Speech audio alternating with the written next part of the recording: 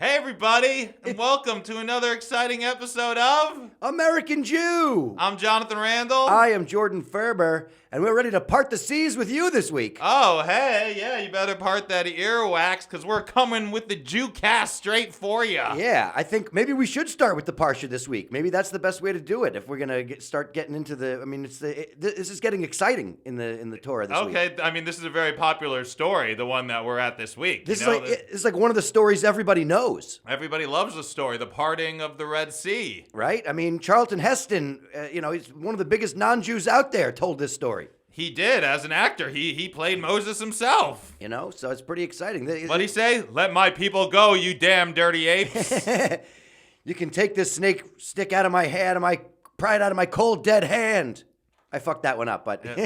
We almost had a good, mashup from Planet of the Apes and the Ten Commandments going, but... Get your dirty paws off me, you damn dirty Egyptians. Yeah, right? So, the Jews finally, they're leaving Egypt. The Pharaoh lets them go, but then chases them out as though he wants to bring them back. But That's then, the of whole course, thing. again, God hardens his heart. I don't know why God's toying with everybody, Yeah. It's like, why can't God just let them go, and that's the end of it? But no, he hardens the Pharaoh's heart again, and he gets, the best of his armies, and they chase after the Jews. Right, they get caught between the armies and the Red Sea. Oh, no! What are we going to do, Moses? And God's like, you remember that stick I gave you? You can use that stick and, you'll part the seas. That You'll be able to lucky get through. stick, man. Good thing he brought the stick. I know they didn't have a lot of time. They were able to grab the unleavened bread and thankfully his God stick. Right?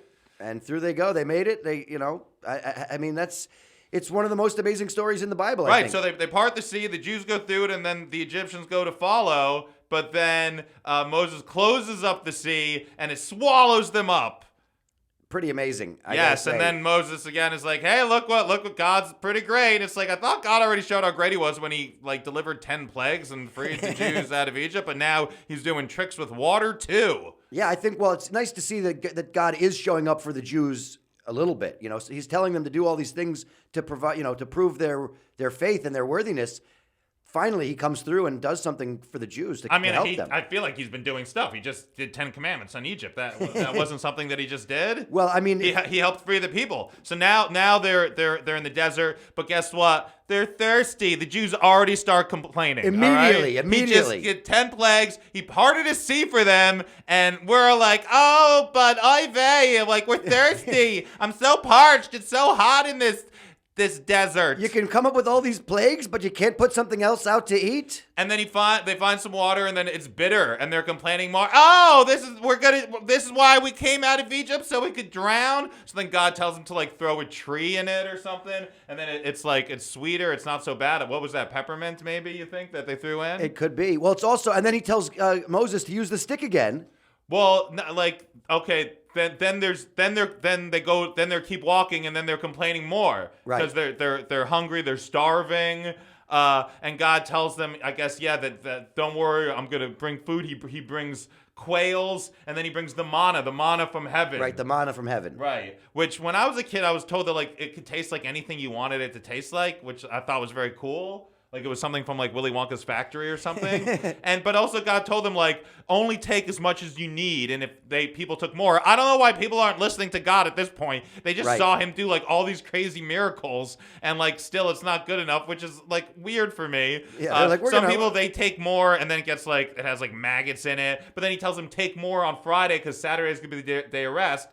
So they take more on Saturday, and that stuff lasts a day later. But then people they go on Saturday anyways. They don't even listen to God. It's crazy. It is. And then there's more water they can't get, and God's hitting rocks to give them water, and they're still complaining. And then they get attacked by more people hate them. Amalek. Where did these other Jew haters come from? I know, it's really it's like a side quest that they have to do to defeat those people. He's raise your hands and you'll win. So when Moses raises his arms, the Jews are winning against the armies of Amalek, and then when he lowers his arms, Amalek's armies win, which is very weird, right? That's the worst wave in history, where he's wait, check this out, guys. Oh, we're losing. Oh, I'm sorry. And then his arms get tired, so then Aaron and someone else go and they hold up his arms for him. The Jewish wave, and the Jews beat Amalek, and they are continuing in the desert. And you would think that at the end of all this hardship and strife that, that this would be, they'd be on the road to Easy Street at this point. The Jews are never on the road to Easy Street. That's not in the cards for the Jews for some reason. For God's people, God just wants to mess with them. He wants to see how committed they are to him, even in the bad times or if in the good times. I know listen, it is difficult to read some of these stories and be like, how come these people don't listen? Maybe that's why God is playing all these games with them. Right? I'm like, I don't know. The Bible's a little Jews come across really bad. We're always complaining. Nothing's ever good enough. We're always doubting God. We're always like, oh, why do you even take us out? We'd rather be slaves than be in the desert. So much sand. Yeah, it is a lot of sand. Right? I don't like it. I got it in my manna. Yeah, it gets in your manna. You don't want it in your manna. But they put a little manna in a jar so they could keep it with the temple so people could always remember that God gave us manna when we were hungry and we needed it. I don't know. It's interesting to see how we jump through all these hoops, and then God is still so specific about what we need to do. The fact that there are actually still Jews that are complaining and going against God's wishes at this stage of the Bible is a little disheartening. It is. But hey, that's what the Jewish people are. We love to complain. I always say that whenever someone says to me, I can't complain, I'm like, I'm Jewish. I could always complain. I'm like, please give me an opportunity to complain. Yeah, complaining is I will complain right now. Complaining is my love language. Talk about complainers. Did you hear about these people in the staff of James Madison University where they were planning to have a thing for International Holocaust Remembrance Day, and then the whole Jewish staff boycotted it? Yeah, because they didn't have any Jews on the staff. Yeah, there were no Jews on the committee. They wanted to, I guess, play music during it, which is a no-no. Right. Jews don't like to play music when they're having memorials of things. Music's only supposed to be for celebrations. They also got the rabbi from the town next door. They wouldn't even get their own the regular rabbi. Yeah, they didn't get the local rabbi to do it. They didn't have a single Jew on the planning committee except for a couple who were protesting against certain things that they were trying to do. Well, then they brought Jews on, and then the Jews all resigned. Yeah. Because they didn't like it, and the Jews were very upset about this thing. And one of the sponsors of it was the Mahatma Gandhi Center for Global Nonviolence. Those monsters. Well, you get the Gandhi Foundation to sponsor it. Probably not going to be any food. Hey now, but they didn't have any Jews, so they were very upset about that. I guess you should put Jews on the committee, if it's about a Jewish thing, It's weird that they were like, we didn't think that we would need to have Jews on here for the Holocaust thing. We're showing our solidarity with the community by not having any Jews. It's weird, and they're like, even though all the Jews backed out, we're still gonna have this thing. We're still gonna do it. They ended up not playing any music though, right? Which is weird. So they gave in to what the Jewish people wanted, but they just didn't want the Jewish people there or something. It's very bizarre. They say they want it to be very inclusive, but the Jewish people felt excluded. But hey, Jewish people do love to complain.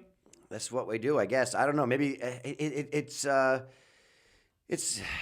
so weird how even people trying to do the right thing manage to screw it up completely. Yeah, right? How do you we're going to make a really special program to remember and honor those of the Holocaust, and then we're going to exclude Jews from it. Even when the Jews win, we kind of lose. It's like going to the supermarket and it says, the sale on kosher for Passover, and it's like a big ham. Yeah, okay, or a bunch of bread. Right, yeah. Yeah, either one. Yeah, they're trying to do the nice thing, but they don't know what the hell they're doing. The fact that they didn't have any Jews on this committee is, I don't even know how would you go about doing that?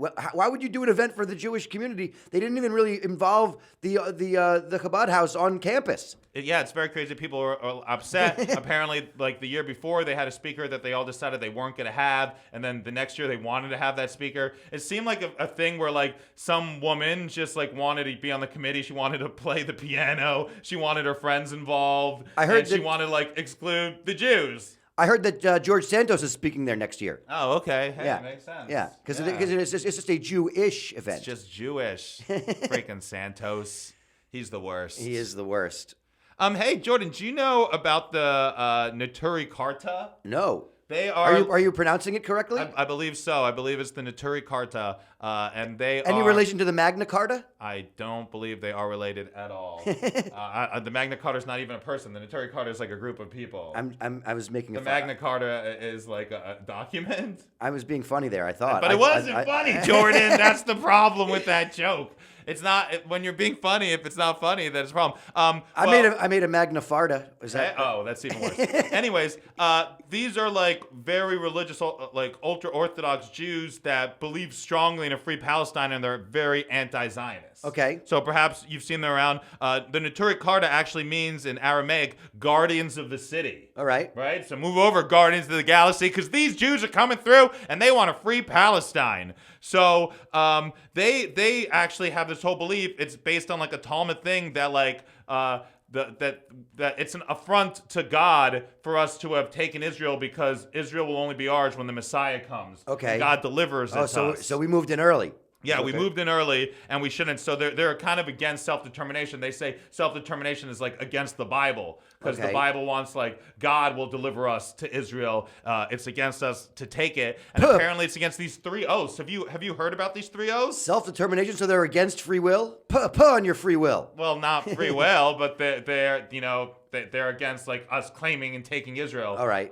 And apparently it goes against these 3 oaths that are in the Talmud. Okay. People talk about. Have you heard about these 3 oaths? No. The 3 oaths is that Israel will never take the land. I mean, the Jews will never take the land of Israel by force. They will also not rebel against other nations of the world. And then the other one, the last one, is that the nations of the world, they will not oppress Israel. I love this last part.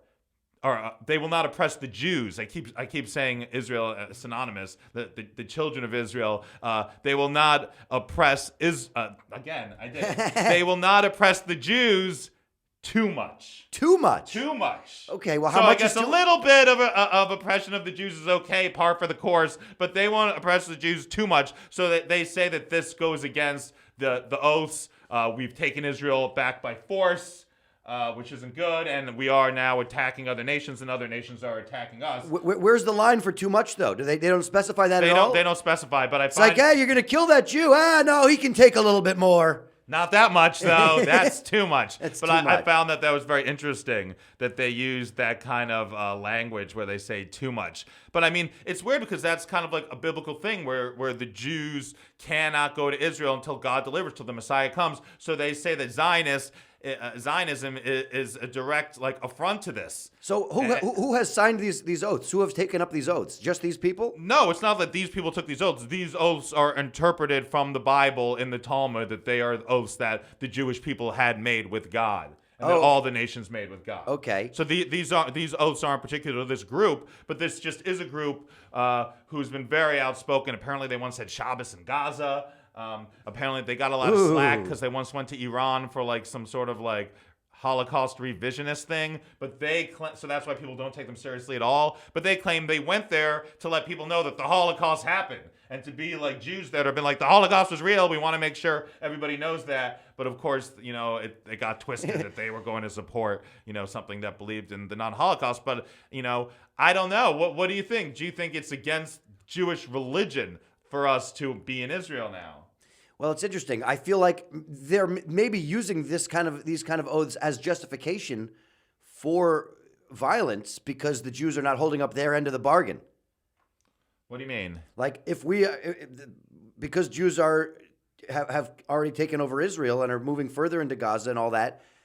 Well, into the West Bank. Into the West Bank. By having all those settlements, the Jews are not holding up their oath. Well, just by coming into Israel in the first place, right. they're going against it. So, and now they're continuing to go against it by doing things like with the settlements. So the Jews are not following the oath. So these guys don't. So they can hurt the Jews more than just more than too much. I guess. I mean, they're not trying to hurt the Jews. I mean, it's not like they're violent. But they protest for a free Palestine and stuff like that. But I mean, they're not the violent Jews. The violent Jews are the Israeli military and, of course, Israeli settlers. I feel like there's a lot of this stuff. This stuff comes up a lot when we're talking about the Torah and about the Bible. People cherry pick, or they, it's all perspective. And I think you can find meaning, there's all these different interpretations of what's in there. Right. Okay. So I guess Israel and a lot of people, they are just ignoring this part about the Jews not taking Israel by force because it suited their political agenda, which Zionism is. It's a political ideology. Yeah. Yeah. So, okay, speaking of hatred against the Jewish people, did you hear that there's this place in New York City in Lower Manhattan that apparently it's called the Canyon of Heroes, which is supposed to be somewhat like a Hollywood Walk of Fame or whatever in New York, and it has like people that supported Nazis and were Henry Philippe Pétain and Pierre Laval both were convicted of treason and executed after the war for collaborating with the Nazis, including helping to deport 75,000 French Jews to concentration camps. And they have their names in this like sidewalk like memorial, and Jewish groups are like, we got to get this out of here.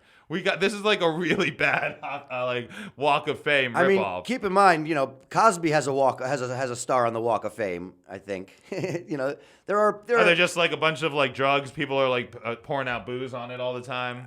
I mean, people don't sleep on that sidewalk. I don't think. Oh, really? I feel like that's where people fall asleep most. But I'm just saying, I don't know when. The Canyon of Heroes in Lower Manhattan. It's like in the financial district, right? I think so. Like Lower Broadway. Yeah.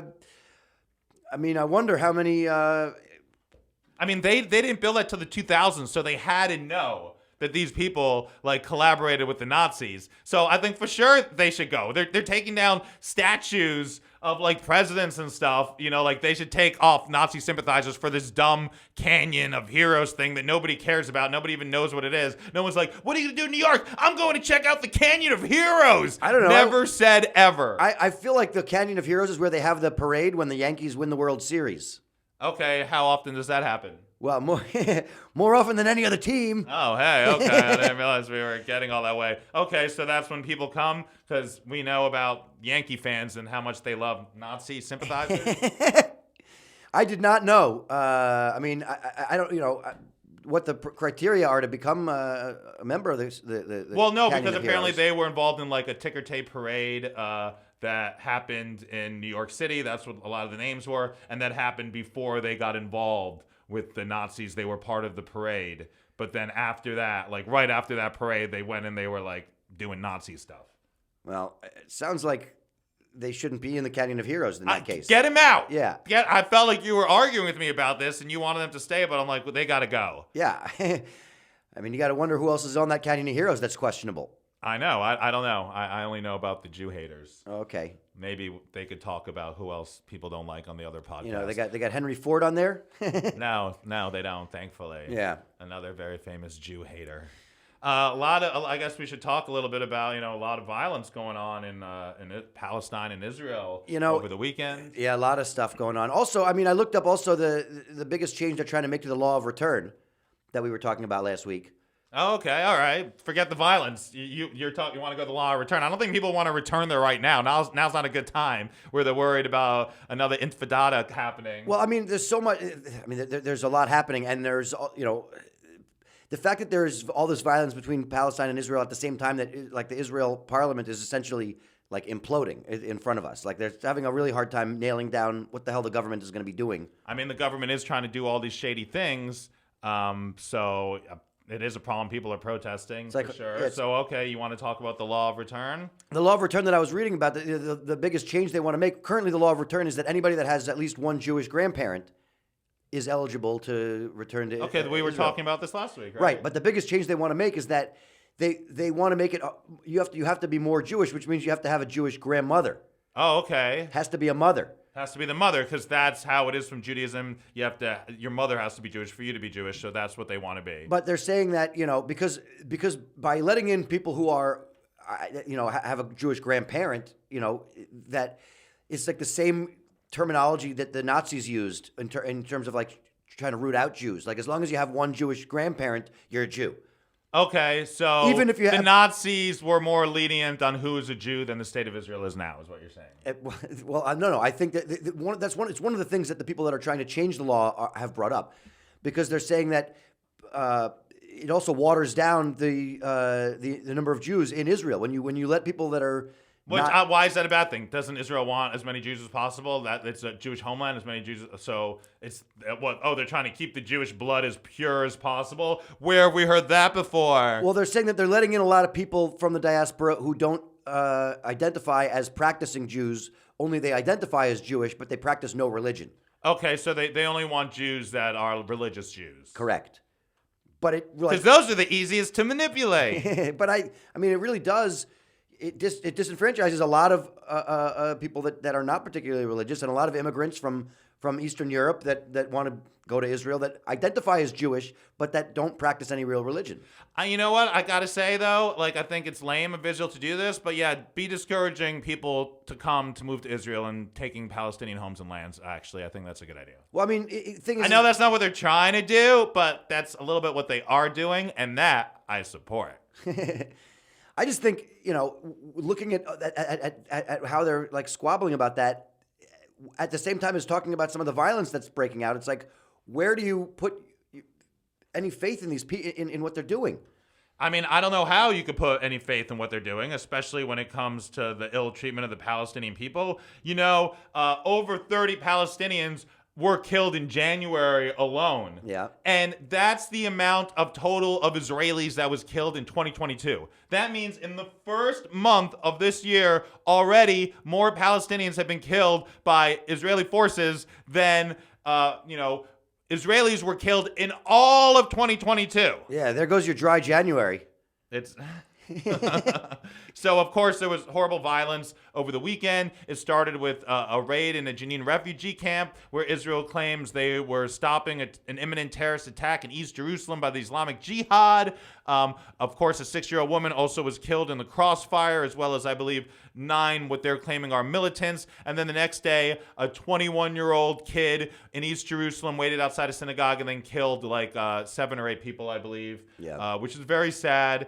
But it's weird how we're so quick, especially in the West, to label like what this kid did as terrorism when a lot of places in the world are seeing it more as resistance. Okay. Where's the line between a terrorist act and a resistance act? The truth is, this is an illegal settlement in East Jerusalem. East Jerusalem should be Palestinian land. We hope it's going to be the capital of the future Palestinian state. While I definitely do not condone the murder of civilians or innocents or anybody for that matter, are these people innocent? It's an interesting question. I mean, self-defense can be claimed in cases where you're, fighting against, trying to get the jump on somebody that is your abuser. I don't know. I think it can be. You could twist that stuff in a lot of different directions. It's hard to figure out where the truth lies.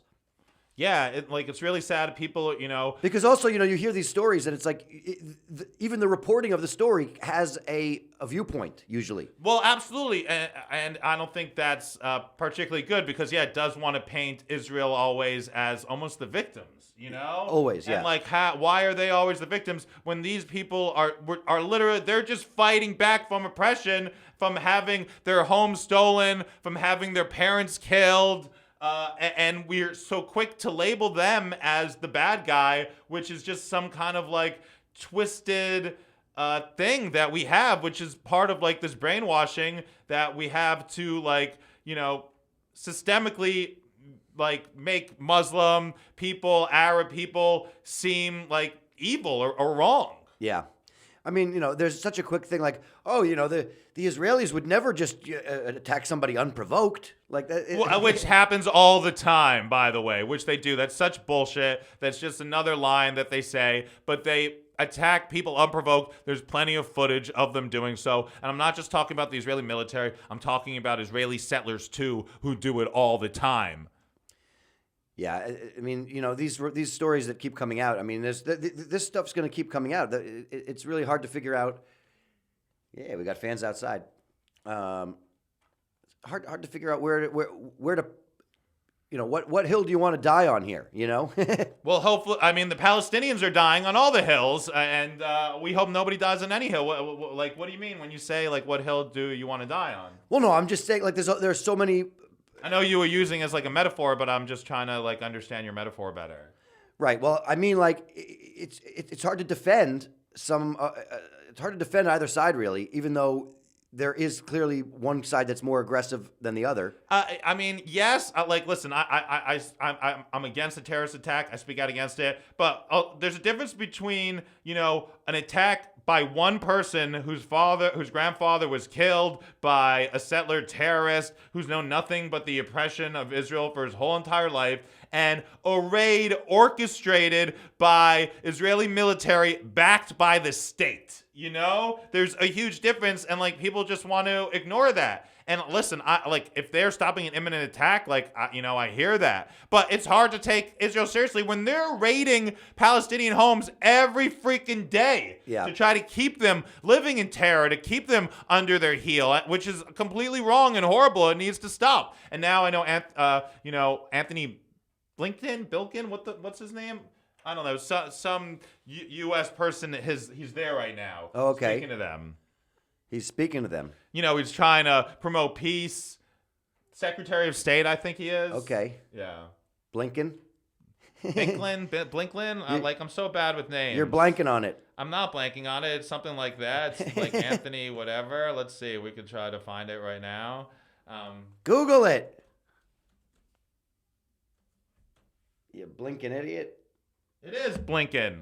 Secretary of State. I got it right. Haha. Why am I doubting myself and then let Jordon doubt me? But, again, he's not fighting for the Palestinian people, I think. He's just kind of doing the least amount he could do. They're not stopping settler expansion. He's not condemning Netanyahu. He's not being like, you can't do that. He's just like, oh, we gotta find peace, He's just it's like a bullshit visit where he's not doing anything to actually promote peace in the region. And it's horrible. And to condemn the Palestinians when they're just trying to fight for their lives. Yeah, I feel like it does feel like the American values being pushed onto these things. I feel like whenever we send anybody over there, same thing with when we talked about, the ways that Doug Emhoff was trying to create an anti-Semitism board in America. They're having these conversations, they're inviting people to the table, and I feel like there's no real progress being made. Yeah, and honestly, of course, anti-Semitism is going on all over the world, but I feel like if we really want to stop anti-Semitism, why don't we stop Israel from expanding on Palestinian land and building illegal settlements and causing anti-Semitism and causing hatred for the Jewish people? Let's stop them from doing that and stop being like, oh, don't blame the victim. They're not the victims. They're the aggressors. It doesn't help that you have people in Congress like Ilhan Omar, who makes all these anti-Semitic comments, and just recently, she made a comment because she's still under fire for having made comments. Right. Listen, I don't know. I feel like this is Fox News bringing back up bullshit. So she had said something about it's all about the Benjamins, and which is true. It's all about money for most people. But then she said, but then Jews want to be like, oh, it's anti-Semitic because people say Jews love money, and now she's like, oh, I didn't know that Jews had that. I mean, that's a little far-fetched. Come on, but really? Why are we even bringing this up? This is something that happened years ago where she made that remark. Who cares? It's like Jews are just looking for reasons to be like, oh, look, Ilhan Omar, she's anti-Semitic and she's in Congress, so it's cool that we have Marjorie Taylor Greene and all these other idiots that are actually being freaking anti-Semitic on the Republican side and try to be like, no, it's the Democrats. They're horrible because Ilhan Omar said it's all about the Benjamins. I'm sorry. I think it's crazy and it's silly. I think it's silly too, but I also think that she made it sillier by what she responded with by saying, oh, I had no idea that there was a trope with Jews and money. Give me a fucking break. Where are you living that you don't know that? How do you? I don't know. Isn't she from Africa or something? Listen, she's from Africa, but that doesn't mean she grew up under a rock. Okay. I think she grew up literally. She lived in a cave. All right. Well, no, I don't know. I don't know about that. But I think this is just bringing this up. And if you look at where this news story is coming from, it's all coming from right-wing media sites. What I'm saying though is that if she had come out, and I mean, listen, I think that she's one of the few people that actually is criticizing Israel, but not the Jews. Yeah, I know. I think she's a voice that we shouldn't try to shut down, but I think that Jewish people want to shut down her voice with dumb and lame stories like this because she is speaking out against Israel, and Jewish people are so insecure about Israel that they'll do almost anything they can to shut people's criticism of the flagrant human rights abuses that Israel has done and criticisms of Israel's state by hiding between anti-Semitism. And I feel like Ilhan Omar has gotten a lot of that because she's a very public face against Israel. But I just think that trying to claim that you didn't know that was a thing is total bullshit. And I think that that weakens her position, in my opinion. All right.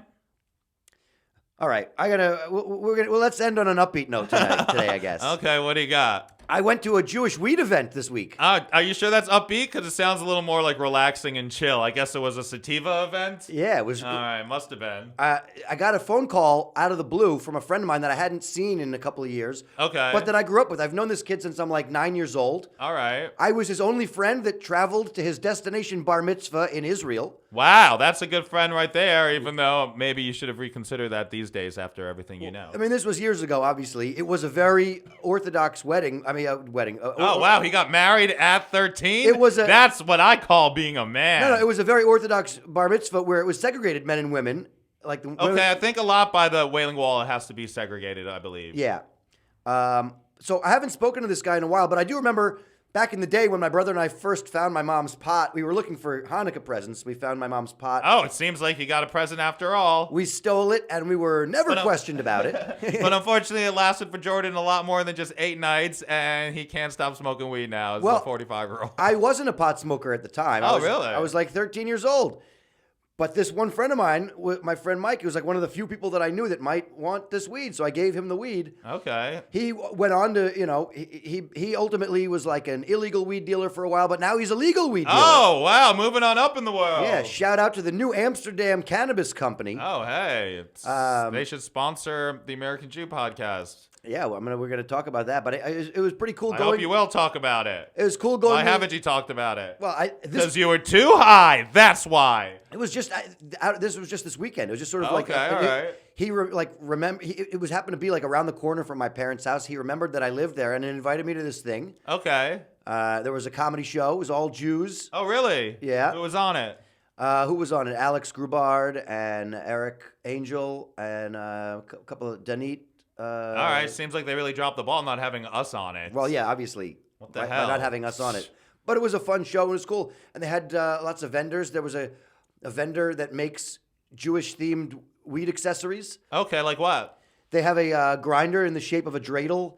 They've got a menorah that you can put 8 joints in. Okay. Their company's called like your dream. They're the Token Jew. Okay. Ha ha ha. Token. Okay, token, not like token. Right. Okay, cool. So did you buy some good stuff there? I got some weed, and it was kind of cool. It was at like a Chabad house. So whenever you bought some weed, did they take a little bit of it for the rabbis? Yeah, I had to throw a little bit out for the for Israel, a little sprinkle. Boo. But it was cool to see a weed event that was being sponsored by, this Jewish organization that was trying to instill Jewish values and still also be able to appreciate marijuana. Okay, so what were some of the Jewish values that they were instilling? I mean, you always make fun of me for the fact that I try to turn everything into a conversation about weed on here. You bring up weed a lot, dude. First of all, did you smoke weed today? Yes. We record this podcast at 2 p.m. What time did you wake up? About 8:30. Oh, okay, actually pretty early. But that means you couldn't wait between 8:30 and 2 p.m. to not smoke weed. Do you think you have a problem? Settles my stomach. Oh, okay. Self-diagnosed. Thanks. Yeah. Weed MD. Over here, it settles his stomach. Weed MD. That should be a thing. There should be Yeah, Weed MD. Hey, my stomach hurts. Smoke some weed. Hey, I'm on my period. Smoke some weed. Well, whatever. All right, Jordan. Well, hey, Jordan has a problem, but if you have some weed, send it our way. He'll smoke it. I'll probably smoke some. I'll wait till after I record the podcast or do the work that I'm trying to do to get high, but Jordan doesn't give a shit. I don't know. Listen, I think it's good to have Jewish voices out there that are encouraging people to come sit at the table and eat together. I mean, yes, that's... wait, when are Jews never encouraging people eating together? I feel like they always are, okay? There should be a thing about, smoking weed between, Israelis and Palestinians, and maybe they could find, some common ground. Pun intended! Anyways, I'm Jonathan Randall. Check me out across social media at Jonathan Randall. You can follow me on the Instagram at BeatnikNudnik. You can also always follow my other podcast, Where's the Grief? And check us out across all social media, American Jew Pod. And that's going to do it for the... Subscribe to our YouTube. Yeah, make sure you like and subscribe. All that good stuff. All right. All right.